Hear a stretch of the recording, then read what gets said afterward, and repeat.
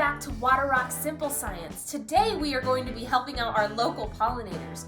We are going to be making our very own mason bee houses. A mason bee is a really common type of bee, and they're called mason bees because just like human masons, they use a mortar-like mud application over hollow reeds or holes in wood to help protect their eggs. So our project today is to make a home for the mason bee. We're going to use some household items maybe we would throw away in another day, but today we're going to use them and recycle them to make this home for the mason bee. So here's what you'll need. 1 medium-sized can, a ruler, 2 toilet paper rolls, a pencil or pen, a few sheets of paper, and tape. First, we're going to measure our can with a ruler. Then we'll cut strips of paper to that length so they'll fit inside the can. Next, roll the strips of paper around the pencil or pen and tape each strip so they don't unroll.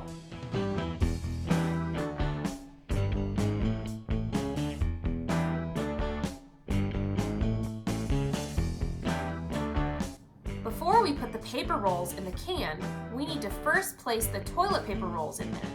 Now we can start to fill the empty space with the paper rolls.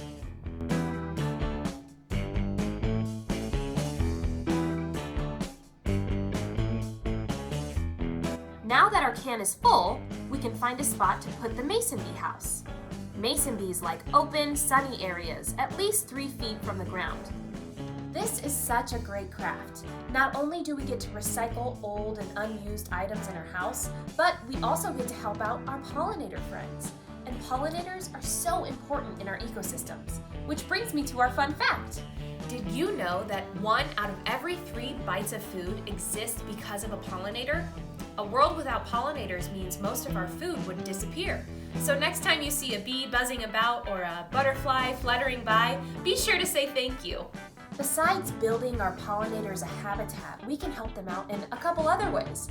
We can plant flowers in our flower beds or gardens. We can reduce or minimize the amount of chemicals we put on our gardens or our lawns.